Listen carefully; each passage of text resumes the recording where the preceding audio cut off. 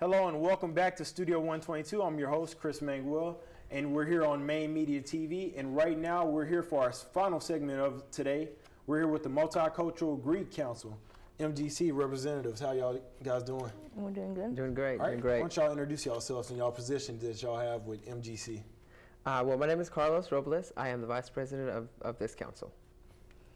My name is Maria Riojas, and currently I'm the president of this council.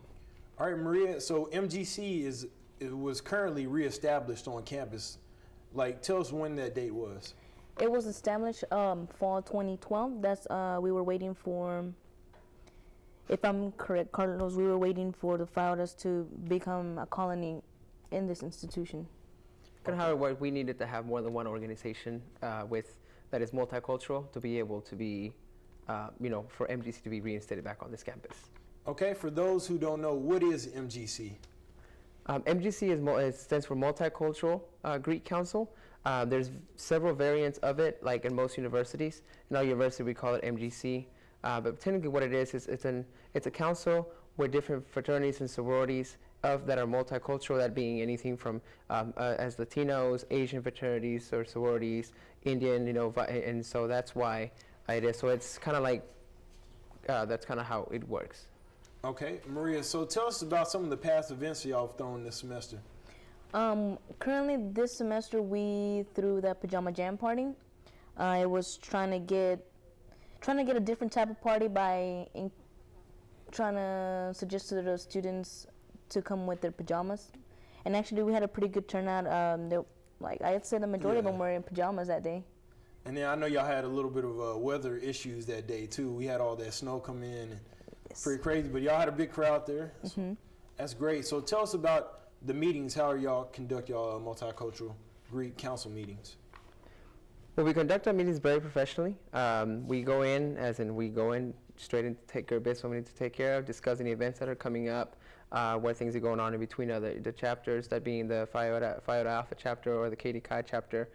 So discuss just those things that are kind of going on and how we're going to take care of anything that might be going on. Okay. And then how do y'all, as far as since y'all have representatives from each frat and sorority, y'all relay that message through the person that represents each member? Like every organization, we have an executive board, and within that board, 2 council delegates come from each organization, and they take back to their chapters what we discussed in that meeting.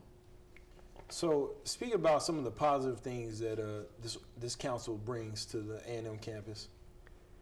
I think some of the positive things that it brings room for expansion, so that we can expansion in Greek in general, with Greek life, and so that way we can have more other organizations that are open, that are entitled to more ethnicities.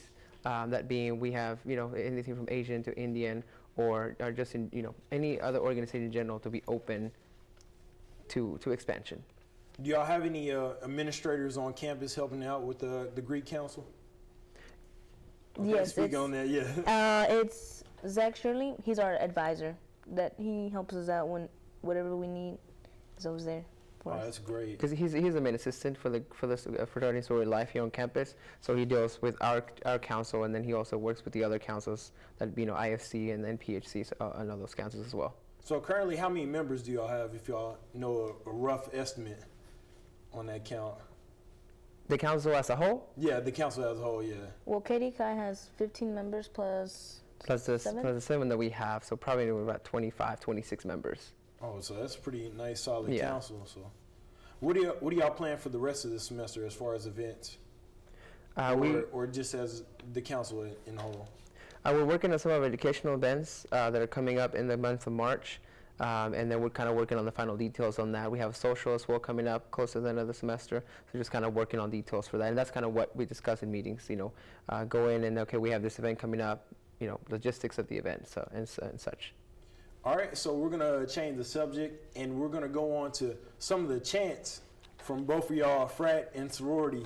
So let's take a look at some of the chants that we have here on Studio 122. Let's take a look at it. Oh my God! Fiodos in the house! I said, oh my God! Fiodos in the house! Tu papa! Tu! Lady Con! Woo! Woo!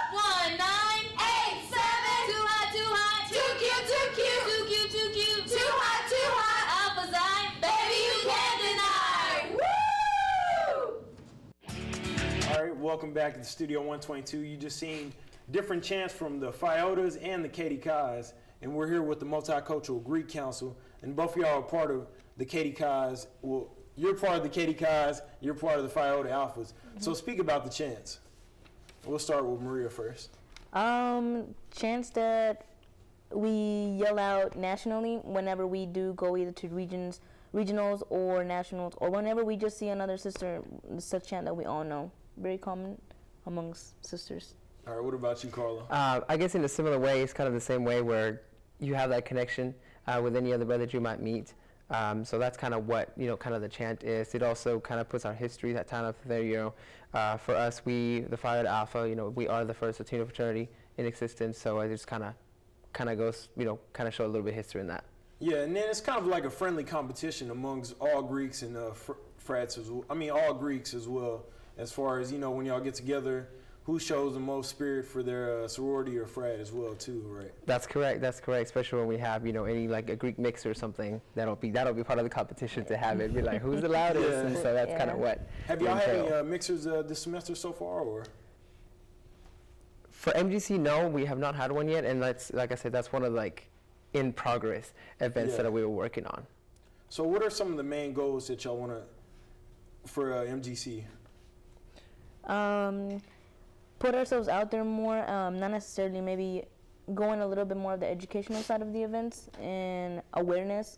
Like in April, we're going to have an awareness program to, I don't want to spoil it, but we're trying to bring awareness to the community about what's going on, about a certain individuals, we can put it that way. So, because I don't want to give away too much. And so do y'all plan on just doing one event or a week full of events to incorporate with this one big event? I guess as of right now, it's simply just one event. Okay. And as the final planning stages go, it'll just be one of those like, okay, this is what we're going to do type thing. So.